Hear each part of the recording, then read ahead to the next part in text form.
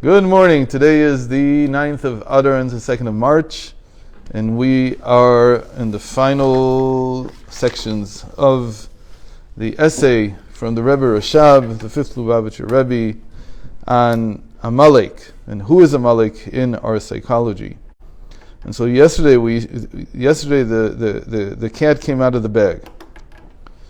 And we learned that Amalek, what it means is that he stops the mind from being able to affect the emotions, and so he stops the whole process of the mind giving birth or creating new character traits in the heart. And the most important thing we said is that he makes you cold. So there's intellect that is disconnected from action. So you may understand things, you even agree with them. And that's what it says, that he knows his creator. Amalek knows his creator. The person knows God because he learns and he understands. But nothing comes down into the heart. You were saying It doesn't affect me in any way. Okay. But lo mezizli could be that lo mezizli even intellectually. Like, I hear what you say, I'm not interested. But here he's saying, no, this is a person who understands, who's learning. Yodea et kono. He knows his creator. And the only way you can know the creator is through the Torah. He's learning something. And yet, that whatever he's learning, whatever is populating his mind is not extending down into his heart. And so therefore it's never being transferred, it's never being transformed into the warmth of the heart, which is what leads to action. And we said that this was, especially in the Rebbe Rashab's time, we're talking about 1887, what? The brain leads to action, no? No, the heart. No. The moach shalit aleh, but the heart is where the extension of the midos comes from. That's where the character comes from. That's where the person acts from. You can act, theoretically, you could bypass the heart. You can do a bypass surgery. There is such a thing. Especially in the Arizal, there's a lot of discussion that Chabad affects Nehi directly. Nehi netzach od yesod, the habitual sfirot. So you can create habits that have no warmth in them, meaning that the person is not doing something because he feels he should be doing it. He does it out of complete habit, like out of rote, and there's no consciousness there. But if he didn't want to do it, he wouldn't do it. No. Habits are a way of hijacking the will. Habits are a way of bypassing everything. So you could even say that in many ways, when Chasidut talks about that God wants the heart, Achman Ali Babai, what it's trying to say is that what it's saying is that the person doesn't have will and doesn't have heart. Achmana liba bai. Bai is to want. So God wants the heart. So it's like saying that you have to ignite both of them, both the will and the heart, because really we have here four levels. We have the will, the keter, the superconscious crown. Then we have the mind. Then we have the heart, and then we have the habits, what causes the actions. So they have a tendency of skipping. So by the Baal Shem Tov, we talked about this many times. By the Baal Shem Tov, the crown easily becomes the warmth of the heart. The crown can skip over the intellect and lead to the heart warming.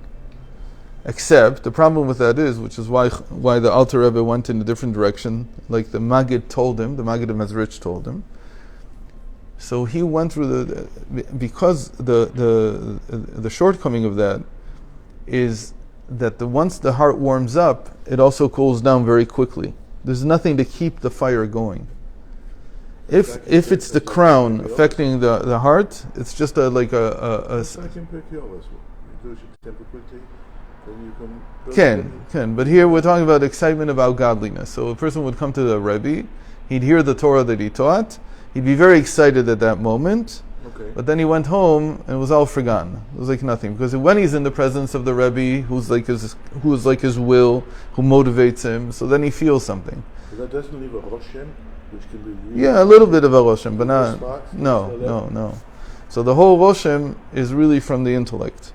So that's why the Alter Rebbe called it Chabad, because he says between the crown, between the will and the heart, there's the intellect. So I want, even though there's a short path between the will and the heart, I wanted to go through the intellect on purpose. Why? Because afterwards, after you leave my presence, after you're not with me, or not motivated anymore by me, you'll be able to recreate everything by what you learned.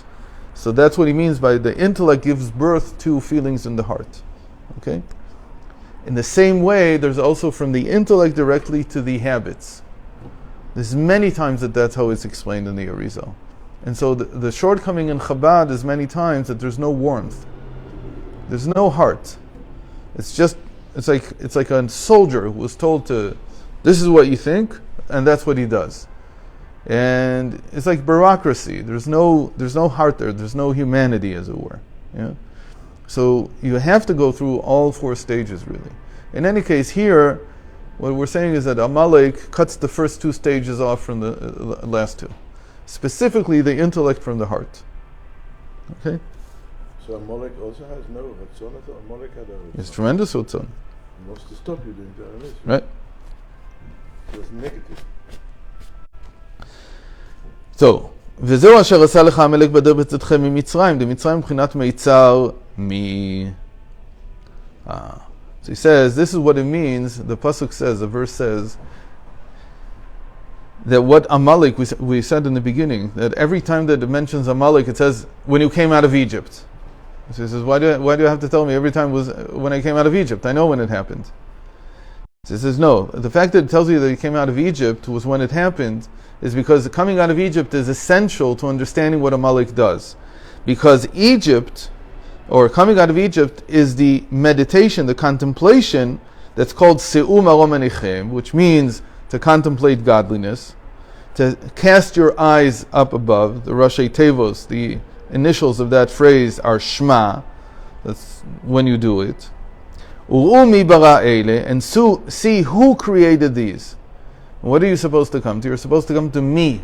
U'u mi, see who. Who's the who? Who in Hebrew is me. And the Gematria is 50.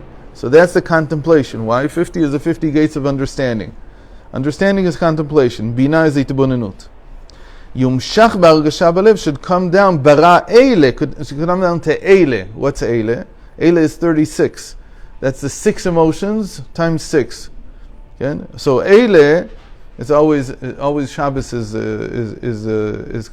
connected to the word eile. Why? How is Shabbos connected to 36?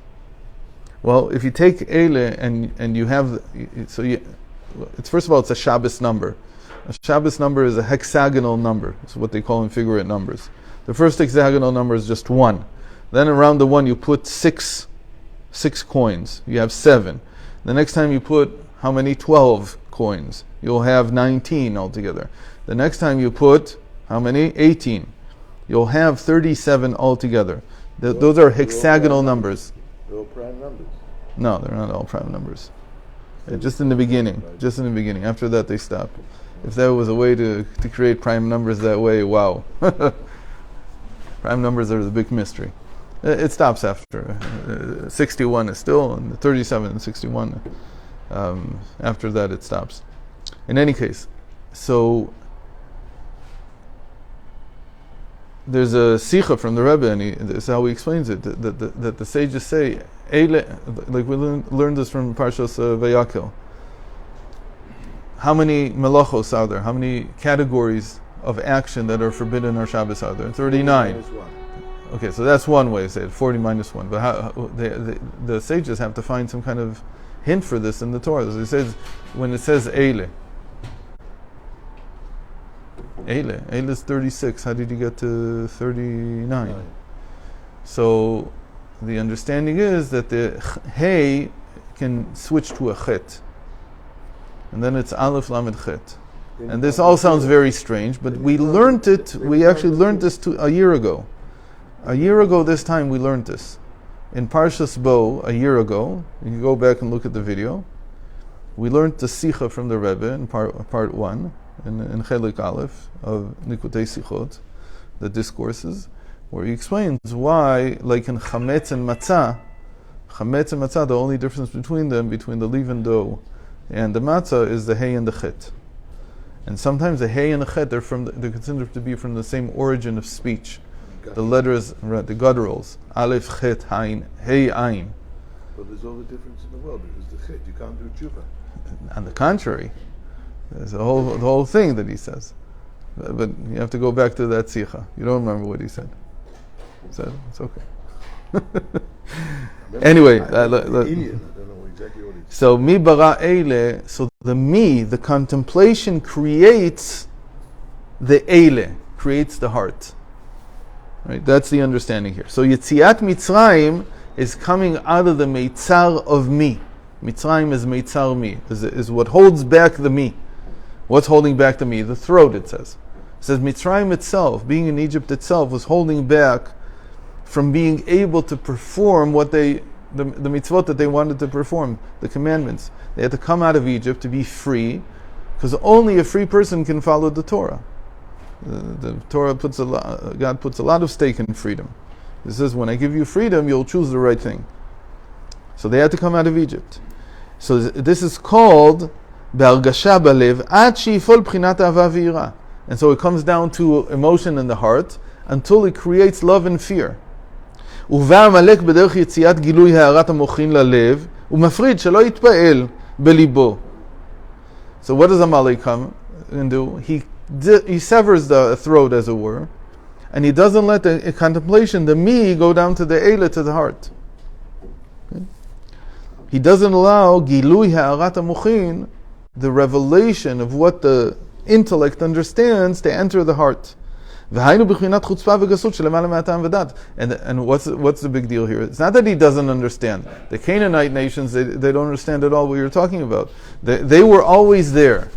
They were always inside the heart, the animal soul. They were there from the time we were born. But these new, but Amalek, he wasn't there. He's new. He's like us. And he even understands the Torah. He understands what God is saying. But he rebels against him. And so it's called chutzpah v'gasut shelemala ma'atam v'dat. It's called chutzpah and coarseness that is above reason even. Because he understands why the Torah is saying what it's saying. He fully understands. He learns. This causes a person to be cold towards Torah and mitzvot. And it happened to you on the way. And the way, right, the whole world today, if you're under the age of 10, I think, so you know, this is the way. This is a new nonsense that they have in the Star Wars universe. The Mandalorian. Luckily, you don't have to see these things. But some people, unfortunately, they're stuck there. So the way for them is some kind of ancient path that you have to be orthodox about. And you have to atone. Everybody wants to atone today. Everybody wants to do tshuva. Even in Disney, they want to do tshuva. They don't know how to do tshuva. But you saw that the Nazis in Russia, they knew all the Jewish religion. They knew all the young people. Okay, could be. And they just picked those. Well, could be. Start with the Jews. So how do you say they weren't the Muslims? Because they didn't think it was serious. I'm not saying that they weren't Amalek, but they're not Amalek halachically. It's a zeicher. It's like a similar thing, but obviously it's not halachic. There's nobody who's Amalek halachically. ולזאת אחריתו עדי עובד, פשוט שצריכים לשבור אותו על ידי התשובה מעומקא דליבה. So, and that's why you have to completely annihilate him. You can't do tshuva with him. There's no tshuva. Why is there no tshuva? Because it's lemala mitam v'dat. It's above reason. Tshuva itself is above reason. So usually tshuva wins against anything that's reasonable. But he's not reasonable. He understands the Torah that it's true, and he still is rebelling against it. So he's above reason in that sense. So how can you take something that's above reason and fight something that's above reason? There's no way to win. You can't do tshuva that way. So what do you have to do? You have to do tshuva me'umka deliva. You have to do tshuva from an even higher place. It's called the depth of the heart. What is the depth of the heart really? It really means that there is a place where Hashem is higher even than Amalek, which is why we say that on Purim you have to come to Adelo Yada until you can't tell the difference between Arur Aman and Baruch Mordechai. They have the same gematria. Everybody knows that already. But how could you not think that they're different? I understand, okay, you did the gematria, you're not drunk enough, you can do gematria. You can figure out how Arur Aman equals Baruch Mordechai.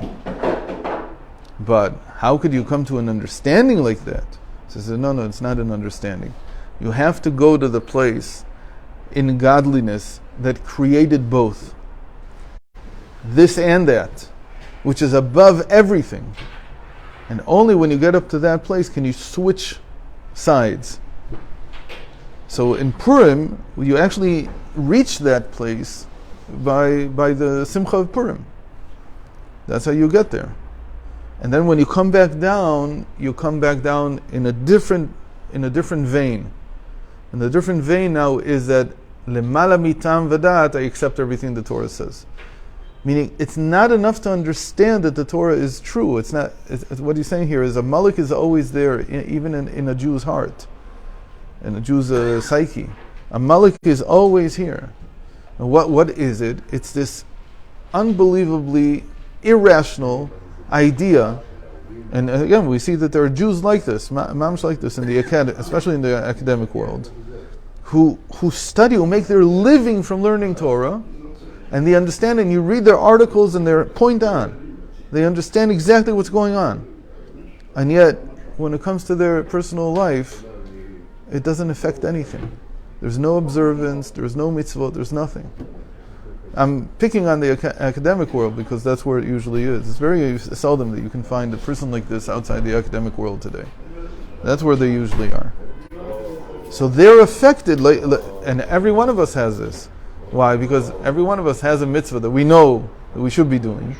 We understand that it's right, and yet somehow we sever the head from the torso, and we say, "Oh, I'm not responsible here." In any case, so you have to get from umka de liba, from the depth of the heart.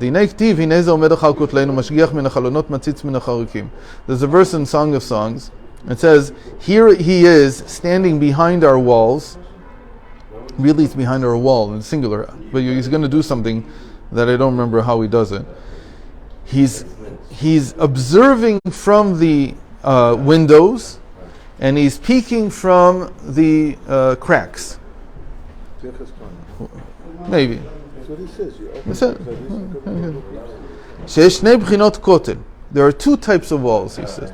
Echad kotel de kedusha. There's a type of wall that is in holiness. כמו שכתוב בחזקיה, וישם חזקיה פניו אל הקיר, והוא עניין הייחוד, הוויה ועדני, כמו שמבואר במקום אחר.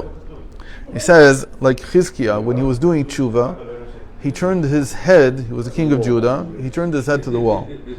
So that's the wall of holiness. And what does it mean? It is connecting Havaya, the name Havaya, with the name Adni.